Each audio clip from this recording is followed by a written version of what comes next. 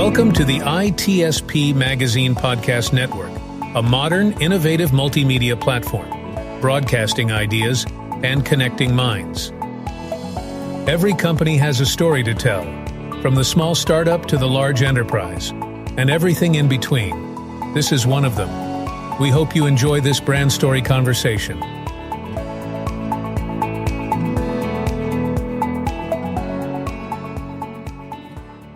Hello everybody, you're very welcome to an on-location episode coming to you from RSA Conference. This is Sean Martin, where I get to talk to loads of cool people about some cool things, all in the guise or in the spirit of helping businesses operate securely so we can actually generate and protect some revenue. And it's difficult to do that sometimes when teams are moving around, tech stacks moving around, clouds are moving around, and business requirements are shifting. And of course, the threats aren't standing still either. And in order to keep up with a lot of it, I'm actually hearing a lot of folks talking about, well, certainly business transformation, but a lot of IT transformation and security, teaming up with IT to transform some things in a better way. And I'm thrilled to have Tim Roddy on with me from Open Systems. How are you, Tim? I'm good. Thanks for having us on the show here today. Yeah, it's going to be fun. I'm excited to hear what you're hearing as part of the conference, but even more so what some of the conversations you're having with customers are. But before we do that, maybe a quick word about who Tim is, what you're up to. Sure. So I'm Vice President of Marketing at Open Systems. Been here about a year and a half. Been in the security and tech industry for about 20 years now. Spent a lot of it at Secure Computing, which then became part of McAfee, and built out the web security gateway product line and moved it all into the cloud. That's now part of what is known as Sky High Security. Things that get moved and changed names in this industry, which of course happens all the time in the blink of an eye sometimes, it seems. Yeah. So. Yeah, and analysts have their own terms for a lot of this stuff. They do as well. We keep changing that. So to keep everybody on their toes, because we don't have enough to deal with. So I want to talk to you a bit about, so there's no question, we had a forced transformation a few years back, and then I see a lot of transformation from a business perspective. And I've been talking to some CISOs, and I've asked them, have you seen much transformation beyond business processes and the drag from IT to actually pull in security to have transformation as well? And a lot of them were saying, I think, not enough. We need more in terms of better collaboration with IT and security to really transform things in a better way, where we kind of get ahead of some of the things and enable the business to operate more effectively. What are some of the things you're hearing in that respect? I totally agree with that statement and that experience, and we've lived it over the years, even before COVID. 10 years ago, people started talking about shadow IT, which was the business bringing up and buying applications, cloud applications from new cloud vendors to run the business, and never telling the networking people and security people about that, even though they all end up reporting into the head of IT, right? The CIO. That's the norm. It's not the exception. And then within the networking and security part, if the company's big enough, they're not talking to each other enough necessarily as well. So you now have gone well past the critical point where, especially the forced acceleration that occurred during COVID, where everyone was working remotely, right? And everyone went out and spent money. We're going to get Zoom licenses, we're going to get more VPNs, and we just got to connect people, right? Because at the end of the day, the business imperative is let's be productive. Right. We got to connect them. If you can't get to where your asset is, or your data, you can't get your job done. If it's a manufacturing plant, the manufacturing facility shuts down. You can't have that. There's no revenue. So that takes priority, but then security is like, well, how's that going to work with it, right? So you can't necessarily keep up with it. So we're now at a point where we're seeing network transformation to support those business realities of data being located in all these different clouds. People are spending time trying to figure out how many different cloud apps do they have. The surveys show probably 30% of the ones they have they don't even know about, because people go out and buy 5 user licenses here and there, but there's important data for the organization that's there. Is it properly protected? Does it meet compliance requirements? Do you use two-factor authentication? And they're like, I don't know, I just needed to get my job done, right? I just went off and did it. People buy suites from Google or a Microsoft. You got all these other products that are there, and it's part of your E5 license, for example, with Microsoft, and then some people start using them. Other people look at the dashboard, don't even know what they are, and they don't use them. So this gets out of control. So transformation has to be understanding what's being used, how are we going to secure it, and how are we going to connect to it? Because the old networks of hub and spoke, where you had everybody in the office and you had a firewall protecting everything, because all the assets were there, doesn't work anymore when the assets aren't there anymore. They're out in a variety of different clouds, public and private. So tell me about some of the organizations that you work with. Because you have a very consultative and service-based engagement model. Right. And so I think my guess is a lot of them don't have huge teams, don't have a lot of the skills and a lot of the knowledge to operate a mature program. So they probably look to you to help with that. So how does that change kind of the point of the CIO and the CSO? They may only have one or the other, probably not the CISO. Right. No, that's absolutely true. So first of all, when you're looking at consolidating or reworking networking and security, you got two different groups there you got to work with, the networking people and the security people, who eventually may all report to the same person, but the higher up you get, we're not paying attention to the details.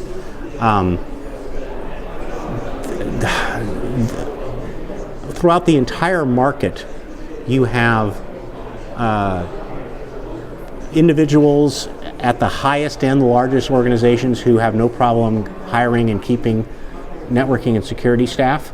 But as you move down to smaller size, mid-size, and small enterprises, and our target market is around 1,000 users to 25,000 employee organizations, what we call small enterprise and mid-market, they feel very sharply the cybersecurity and just IT technology employee shortfall that exists worldwide. You just can't find people. And if you are a skilled person in IT and security and you want to work for a company as opposed to a vendor creating security products, you're going to go to the Fortune 500s because you got a great career path there and a great name to work for and benefits and everything. So it's harder for the 5,000, 10,000 person organization to hire and keep people. The ones they do have, they want to deploy them on running the business, enabling the business so that it works properly, that applications are integrated and smooth business processes. They don't want to spend them on security, so that's where managed services come into play, and we offer our SASE or ZTE services purely as a service. If you want to do it yourself, hands on keyboard, you can do that, but not with us. Right? So that's how we address that issue, that of not having enough people to work and manage the solutions. Right. So are there, I don't know what the right word is, misnomer or misunderstandings where they might buy one or a collection or a suite of technologies that enable the business and have an expectation that security is built in, or have an expectation that security is being managed by the organization that provides those products, like office suites in the cloud, for example. Right. Talk to me a little bit about that, where they misnomer, I think is probably the right word, where they might think something should be and it's really not. Well, you buy some well-known cloud-based business solutions, whether they be office suites from the Googles and the Microsofts or CRM systems. They'll tell you, you're going to set up a hierarchy of who can get to what. Salespeople can only do certain things, who gets to do the reporting, who can edit everything. That is security to some degree, or how you design it. We're going to enforce two-factor authentication, and we're going to integrate into an IAM provider. Who is it that you want to use? All the major ones, whether they be Microsoft, Okta, Ping, etc. You're going to support. That's scratching the surface of it. They're not going to scan for his data being sent the wrong place, right? If a salesperson all of a sudden is downloading his customer list, that's not a good sign. He may be resigning the next day or something like that. So that's where you have to have a security view of the entire thing from a web security standpoint, a data leakage protection standpoint. And those companies that make those applications, their job is to make an application that enables business use cases, not secure the thing and make it hard to get to some of the data, right? Right. So how do you balance that? Because I'm sure a lot of organizations think just that once we apply security layers and lock things down and put controls in place, it's going to be harder for users to access. It's going to be harder to work with our partners. It's going to be harder to close transactions. And the C-suite's about how fast can we move and how can we be a good partner to get things done, not put blockades the way. People get annoyed with two-factor authentication. People write down passwords. They use the same password. We've trained them ad nauseum on that. Do it anyway, right? So, and you hear about the hacks sometimes, you just kind of shake your head on what some people have done, never changed their login password from admin, right, or something like that. So, we work consultatively with organizations because we do the implementations, and we sit down with them and say, what is it you're trying to do for your transformation? We're not doing this overnight. It's going to take years, right? We're going to change the network first, or we're going to change the security service part of it, but we have to have a vision of where you want to be, and we'll help you through that. Who are the partners that you've got? What are the applications you're using? If you want to put ZTNA in place and get rid of your VPNs, what applications are you using? We have to know that. Tell me about that scenario. Because maybe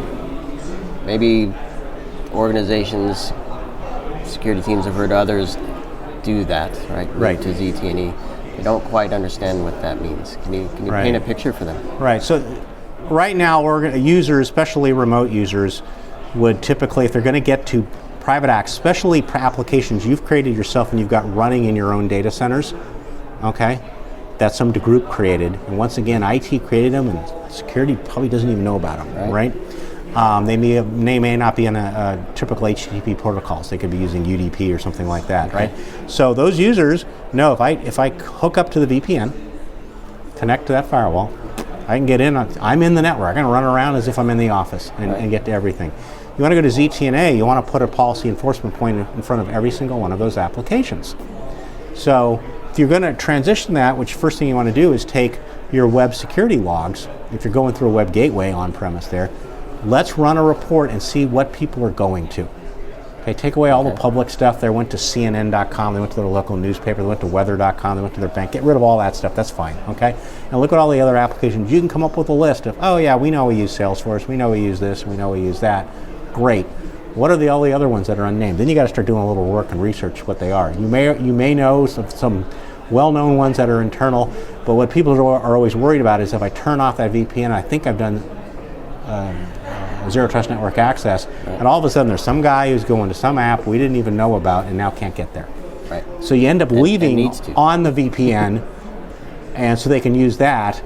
And sometimes they make me quiet about it, and we'll keep that running for a while. And you've not gotten over the chasm to completely getting out of that business. Because the VPNs mean you got to maintain them, you got to do the upgrades, you got to update the hardware. It's going to go end of life. You need to buy another capital equipment purchase. Right. All that goes away when you get a service for zero trust network access. And it's getting through that last 80% of anything's pretty easy. It's that last 20% that's the hard part. Okay. You know? Okay. And so I presume you help them do that last 20%? We do. We have to work with them, and it's that's the harder work. And it's like you guys got to spend some time. The customer, you got to help us out because you're not just let any vendor come around in your organization typically, right? So you do a consulting project. You have a way of implementing. You want to do it quickly and for a defined price and cost, and walk through these things. And one of the biggest hazards for that, or things that'll slow it down, is trying to figure out exactly what applications they got.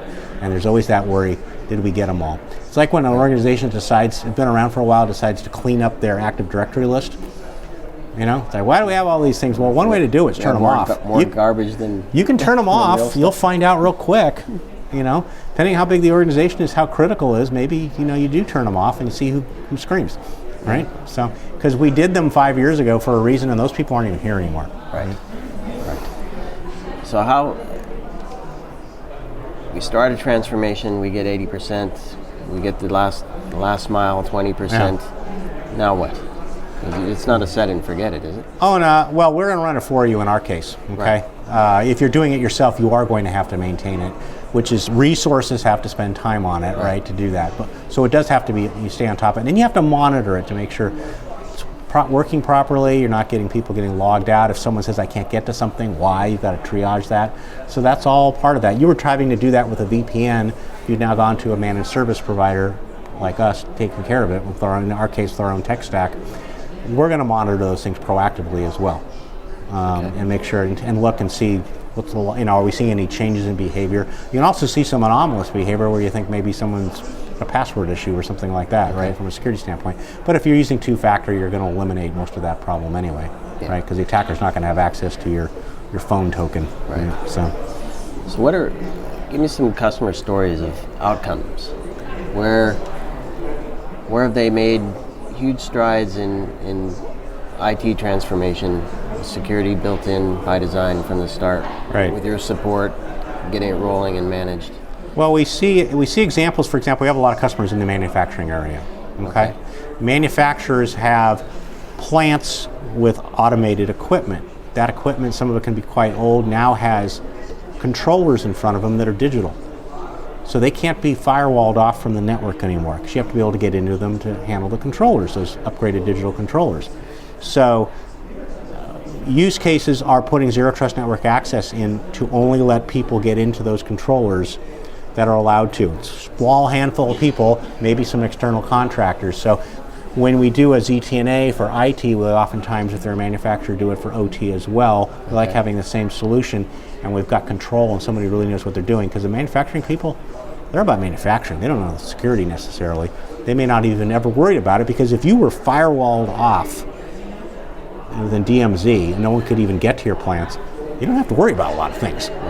Right? So, and the devices weren't connected together. The last thing you want now is someone getting in with multiple digital devices. The next thing you know, you can take everything down, because if it's a process manufacturer or even a widget manufacturer of piece parts, you're out of business in production. And you never, once that time's gone, you never get that back, right?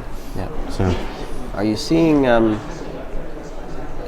cases where, because especially in the mid-market, they're oftentimes suppliers to other organizations. They'll supply much bigger Fortune 500s, yeah. Exactly. So are you seeing a push for some of the large organizations that they're doing business with, asking them to demonstrate their posture and get into SOC compliance and all those kind of compliance, which varies by country and everything else. Right. And they like knowing the provider has processed, us in our case managing it, we've got those certifications in place as well, that we're following processes on things like change control and upgrades and all of that. So absolutely, they're having stuff flow down. And at the federal government level, you're seeing big contractors, defense contractors, having to comply with CISA directives for getting to zero trust. Yeah. Because they don't want some of the issues that you see even at some big software firms where they've had their code compromised or what have you, and then that gets sold off to hundreds and thousands of organizations using it, and you've got an enormous problem at hand. So do you support organizations that provide service and products to public entities, government entities? Sure, we have some manufacturers that make automobile parts, they make military parts, things like that get into much bigger systems. We may not even know what they are, but they want to know that we've got our certifications, and they're working towards their certifications, because there's a whole documentation tree for that flows down, right? So absolutely. Time for one more story outside of manufacturing. Any other examples of positive outcome working?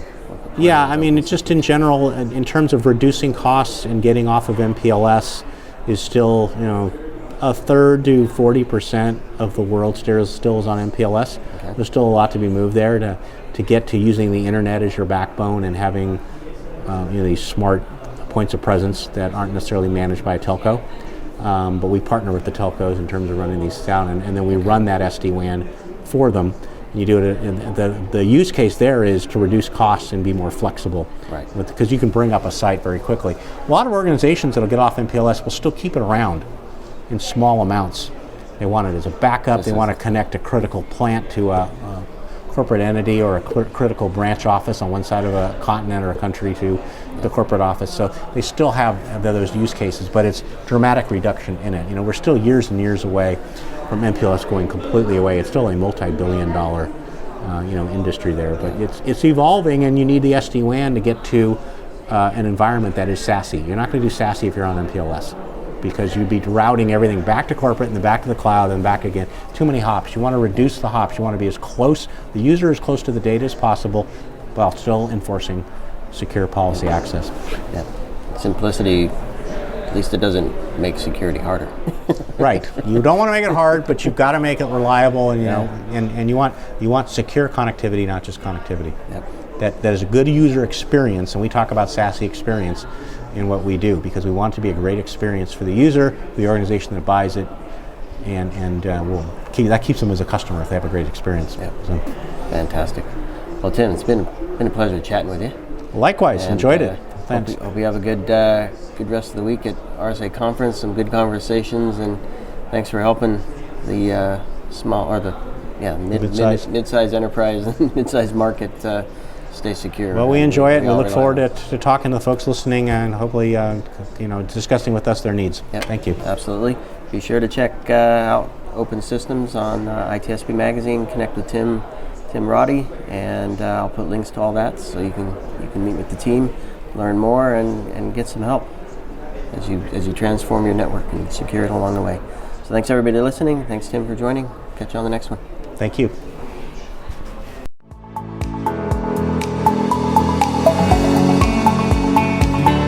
We hope you enjoyed this episode and that you will come back for more brand stories on ITSP Magazine. If you want to share your company's brand story, go to itspmagazine.com and explore our advertising options to learn more. Remember to share this podcast with your friends, family, and colleagues, and stay tuned for more brand stories as we continue our journey toward redefining cybersecurity, technology, and society.